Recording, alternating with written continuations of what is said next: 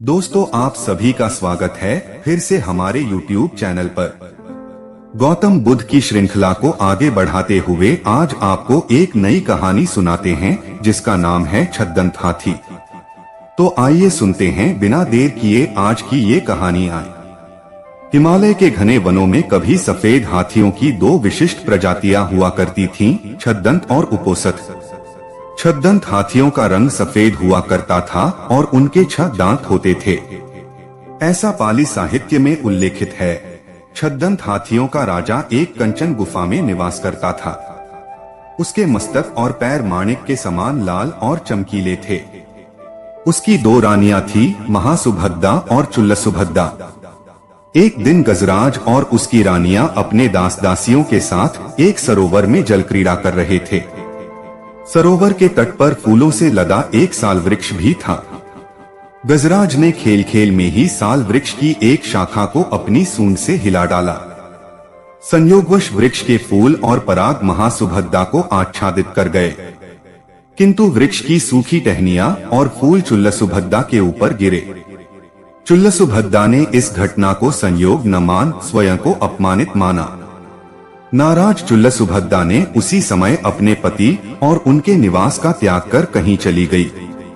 छद्दंतराज के अथक प्रयास के बावजूद वह कहीं भी नहीं मिली।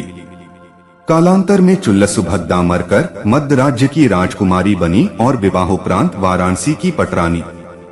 किंतु छद्दंतराज के प्रति उसका विषाद और रोष इतना प्रबल था कि पुनर्जन्म के बाद भी वह प्रतिशोध की आग में जलती रही। अनुकूल अवसर पर उसने राजा से छद्दंतराज के दंत प्राप्त करने को उकसाया। फलत राजा ने उक्त उद्देश्य से कुशल निषादों की एक टोली बनवाई जिसका नेता सोनुत्तर को बनाया। 7 वर्ष 7 महीने और 7 दिनों के पश्चात सोनुत्तर छद्दंतराज के निवास स्थान पर पहुंचा। उसने वहां एक गड्ढा खोदा और उसे लकड़ी और पत्तों से ढक दिया। फिर वह चुपचाप पेड़ों की झुरमुट में छिप गया। छद्दंतराज जब उस गड्ढे के करीब आया तो सोनुत्तर ने उस पर विषबुझा बाण चलाया।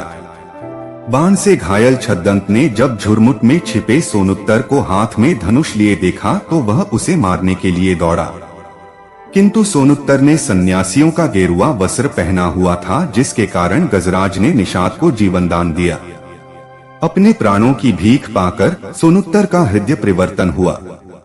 भाव विह्वल सोनुत्तर ने छद्दंत को सारी बातें बताई कि क्यों वह उसके दांतों को प्राप्त करने के उद्देश्य से वहां आया था। चूंकि छद्दंत के मजबूत दांत सोनुत्तर नहीं काट सकता था, इसलिए छद्दंत ने मृत्यु पूर्व स्वयं ही अपनी सूंड से अपने दांत काट कर सोनुत्तर को दे दिए। वाराणसी लौटकर सोनुत्तर ने जब छद्दंत के दांत रानी को दिखलाए तो रानी छद्दंत की मृत्यु के आघात को संभाल न सकी और तत्काल मर गई। तो दोस्तों, उम्मीद है आपको ये हमारी कहानी पसंद आई होगी। ऐसी ही और कहानियाँ सुनने के लिए हमारे चैनल को सब्सक्राइब जरूर कर लेवे। वापस मिलते हैं ऐसी ही एक और कहानी के साथ, तब तक